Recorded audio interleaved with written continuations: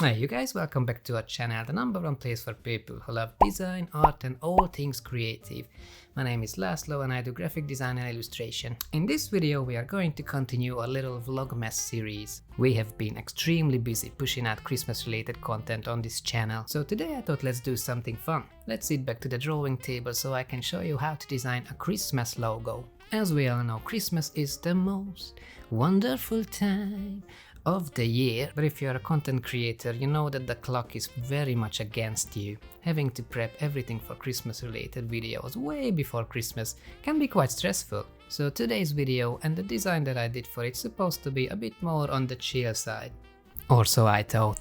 Jacqueline came up with this very cute idea of designing a logo for Santa's workshop, as if Santa Claus himself emailed us and asked for a logo design, which is a very cool idea. But as soon as I put pen to paper and actually started to plan this thing out, I realized that it's actually going to be extremely difficult. Make something new with the visual cliches? How do you make this interesting while also dealing with all these preset barriers in people's minds about Santa Claus, Christmas, the North Pole, the reindeer and all that? It needs to look and feel new, but also old and traditional and somewhat familiar. It needs to be red and snowy and stripy, but not to the extent that it's becoming a parody of itself. Bit of a nightmare brief for a very difficult client actually. But I'm getting ahead of myself. I did crack the brief eventually, and while explaining how, I really want you to take this journey with me, where I aim to show you the whole Illustrator design process. Hopefully providing you with a guide on how to come up with great unique ideas for very difficult briefs like this. Interested?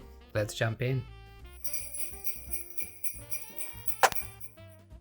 First things first, I thought the best way to start this was if I acted like I don't know anything about Santa's workshop, so I just quickly looked the phrase up, found the description and just picked out some of the interesting words which I felt like might generate some cool visual ideas.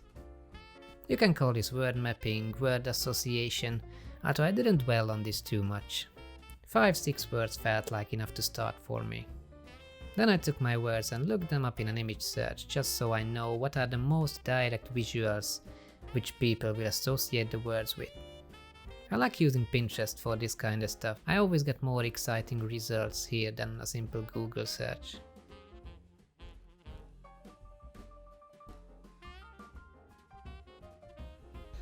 Step 2 in my process was opening up a sketchbook while looking at my newly created Pinterest mood board and just scribble. Here I was drawing very simple shapes, looking for the simplest, most direct ways to communicate all these exciting words with symbols, like the North Pole or the Northern Lights. One thing that stood out to me almost straight away is the shape of a triangle. How it's such a simple shape, but in a way it is a very Christmassy shape. Like this could represent icy mountains, or Santa's hat, or pine trees, not to mention its extensive use in Scandinavian architecture.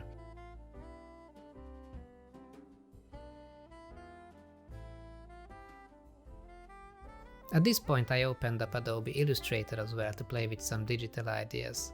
A very early concept was to use initials, you know, the SW monograms for Santa's workshop, as the legs of the design. I did spend some time trying out different versions here, but eventually I felt like this is a bit too minimal, a bit too cool. It's a nice direction, but I want my logo mark to feel old, like it has been around since Victorian times in one form or the other. So I started looking at these steampunky, type-based design solutions which are very popular these days. They are quite exciting and might look very rich. Oftentimes it's no more than a word or two with some very minimal decorative lines around it. I also looked up all toys from the 16 to 1800s that we are all very familiar with. And man, do these look cool or what? Rocking horses, little tin soldiers. I really wanted to represent these objects with their incredible heritage in my design.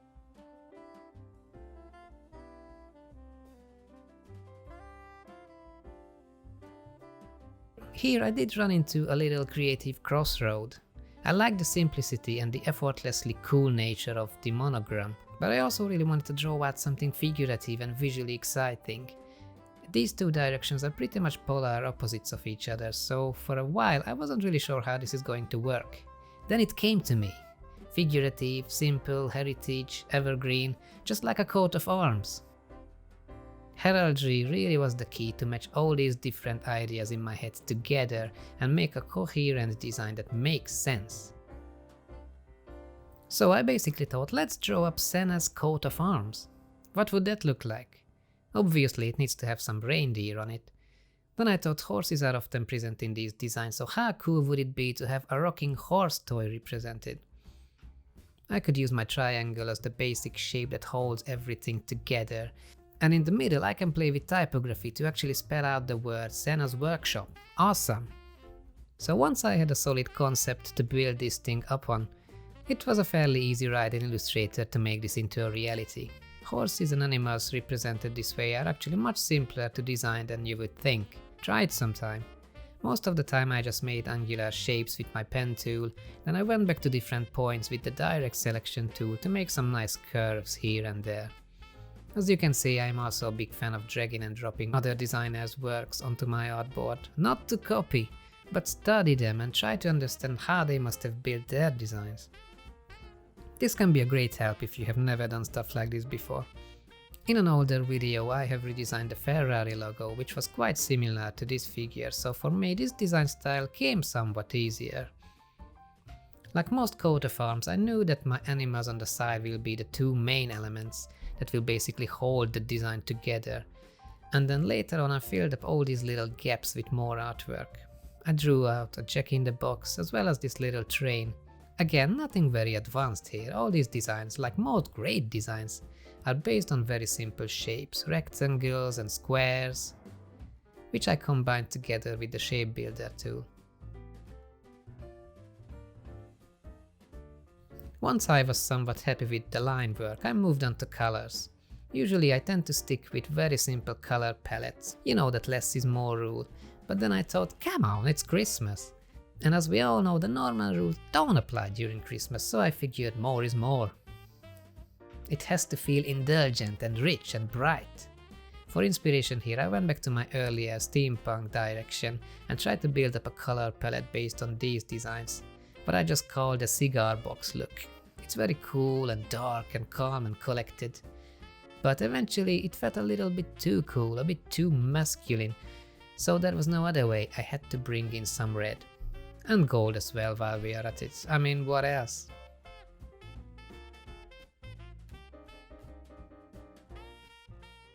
Now this turned out pretty neat, but I thought, let's see what happens if I bring my work over to Photoshop and push it further in terms of texture, shadows and whatnot.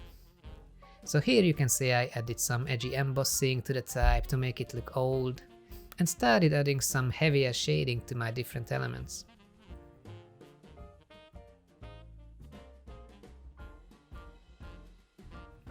I even painted some stars and the Aurora Borealis, one of my earliest ideas within the triangle, as if we are looking at the night sky on Christmas Eve. My aim here was to forget about all these oh so trendy minimalistic design solutions of today and indulge in some good old-fashioned Christmas magic instead.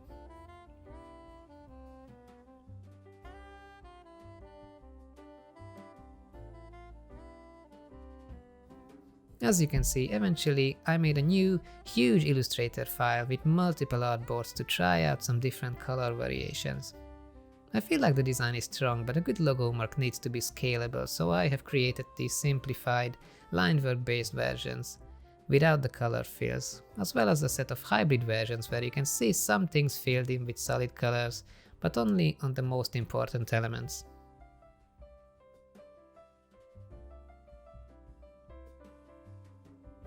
And that's pretty much it. This original Illustrator version without the Photoshop layers in place is my absolute favorite, but I would be curious to hear which ones do you prefer. I really hope you enjoyed this video. Please give it a thumbs up if you did. Hopefully this offers you some guidance if you ever come across with some really tricky briefs where you are asked to work on difficult projects with great heritage. So this was our 6th vlogmas video on this channel. Feel free to join our little design tribe so you don't miss out on the upcoming content. We make videos about art, design, architecture, interiors, graphics, all that good stuff, so if any of that interests you, follow along. Alright, take care guys and I'll see you later. Bye!